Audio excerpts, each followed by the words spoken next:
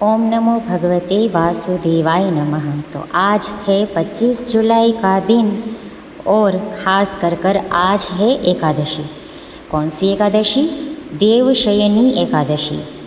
देवशयनी एकादशी का बहुत ही ज़्यादा महत्व है हमारे सनातन धर्म में, जो आषाढ़ शुक्ल पे पड़ती है और इसको पद्मा एकादशी भी कहा जाता है।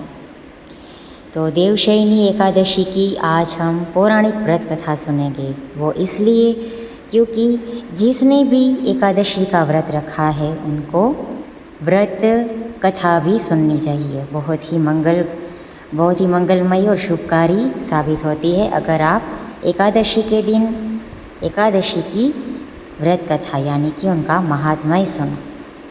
तो चलिए शुरू करते हैं व्रत कथा, जो समस्त पापों का नाश करती है सभी भक्तों का।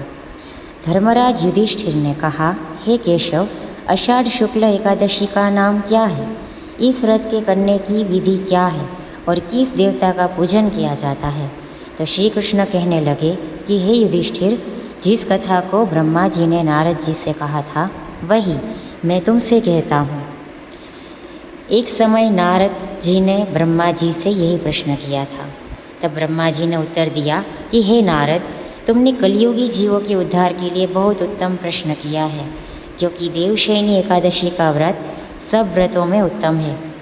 इस व्रत से समस्त पाप नष्ट हो जाते हैं और जो मनुष्य इस व्रत को नहीं करते वे नरकगामी होते हैं। इस व्रत को करने से भगवान विष्णु प्रसन्न होते हैं। इस एकादशी का नाम पद्मा है। अब मैं तुमसे एक पौराणिक कथा कहता हूँ, तुम मन लगाकर सुनो। सूर्यवंश में मांधाता नाम का एक चक्रवर्ती राजा हुआ है, जो सत्यवादी और महान प्रतापी था। वह अपनी प्रजा का पुत्र की भ्रांति पालन किया करता था। उसकी सारी प्रजा धन धान्य से भरपूर और सुखी थी। उसके राज्य में कभी अकाल नहीं पड़ता था। एक समय उस राजा के राज्य में 3 वर्ष तक वर्षा ही नहीं हुई और अकाल पड़ गया। प्रजा अन्न की कमी के कारण अत्यंत दुखी हो गई। अन्न के न होने से राज्य में यज्ञादि भी बंद हो गए। एक दिन प्रजा राजा के पास जाकर कहने लगी कि हे राजा, सारी प्रजा त्राही त्राही पुकार रही है, क्योंकि समस्त विश्व की सृष्टि का कारण वर्षा है और वर्षा के अभाव से अकाल पड़ गया है, तो अकाल से प्रजा मर रही है। इसलिए हे राजन, कोई ऐसा उपाय बताओ जिससे प्रजा का कष्ट दूर हो। राजा मांधाता कहने लगे कि आप लोग ठीक कह रहे हैं, वर्षा से ही अन्न उत्पन्न होता है और आप लोग वर्षा न होने से अत्यंत दुखी हो गए हैं। मैं आप लोगों के दुखों को समझता हूँ। ऐसा कहकर राजा कुछ सेना साथ लेकर वन की तरफ चल दिया। वह अनेक ऋषियों के आश्रम में भ्रमण करता हुआ अंत में ब्रह्मा जी के पुत्र अंगिरा ऋषि के आश्रम में पहुँचा। वहाँ राजा ने घोड़े से उतरकर अंगिरा ऋषि को प्रणाम किया। मुनि ने राजा को आशीर्वाद देकर कुशल क्षेम के पश्चात उनसे आश्रम में आने का कारण पूछा। राजा ने हाथ जोड़कर विनीत भाव से कहा कि हे भगवान, सब प्रकार से धर्म पालन करने पर भी मेरे राज्य में अकाल पड़ गया है। इससे प्रजा अत्यंत दुखी है। राजा के पापों के प्रभाव से ही प्रजा को कष्ट होता है, ऐसा शास्त्रों में कहा है। जब मैं धर्मानुसार राज्य करता हूँ तो मेरे राज्य में अकाल कैसे पड़ गया, इसके कारण का पता मुझको अभी तक नहीं चल सका। अब मैं आपके पास इसी संदेह को निवृत्त कराने के लिए आया हूँ। कृपा करके मेरे इस संदेह को दूर कीजिए, साथ ही प्रजा के कष्ट को दूर करने का कोई उपाय बताइए। इतनी बात सुनकर ऋषि कहने लगे कि हे राजन, यह सतयुग सब युगों से उत्तम है, सब युगों में से उत्तम है। इसमें धर्म को चारों चरण सम्मिलित है, अर्थात इस युग में धर्म की सबसे अधिक उन्नति है। लोग ब्रह्म की उपासना करते हैं और केवल ब्राह्मणों को ही वेद पढ़ने का अधिकार है। ब्राह्मण ही तपस्या करने का अधिकार रख सकते हैं, परंतु आपके राज्य में एक शूद्र तपस्या कर रहा है। इसी दोष के कारण आपके राज्य में वर्षा नहीं हो रही। इसलिए यदि आप प्रजा का भला चाहते हो तो उस शूद्र का वध कर दो। इस पर राजा कहने लगा कि महाराज, मैं उस निरपराध तपस्या करने वाले शूद्र को किस तरह मार सकता हूँ? आप इस दोष से छूटने का कोई दूसरा उपाय बताइए। तब ऋषि कहने लगे कि हे राजन, यदि तुम अन्य उपाय जानना चाहते हो तो सुनो।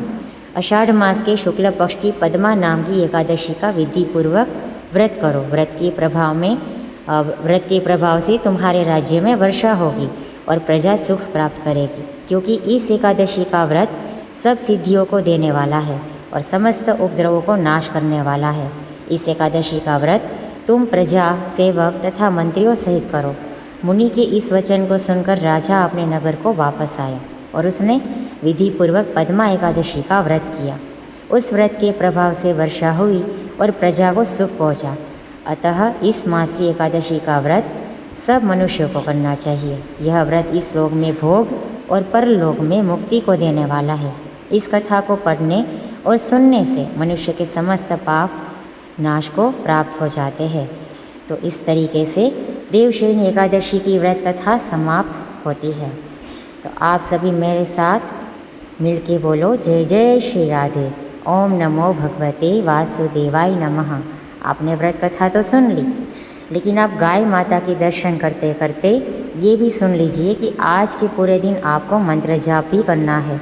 और मंत्र है ओम नमो भगवते वासुदेवाय नमः, जो भगवान विष्णु का पावरफुल मंत्र है, शक्तिशाली मंत्र है। तो आप नाम जाप करिए, घर में करिए, घर के पास के मंदिर में जाके करिए, या तो हमारी तरह गौशाला में रह के भजन करिए और मंत्र जाप करिए।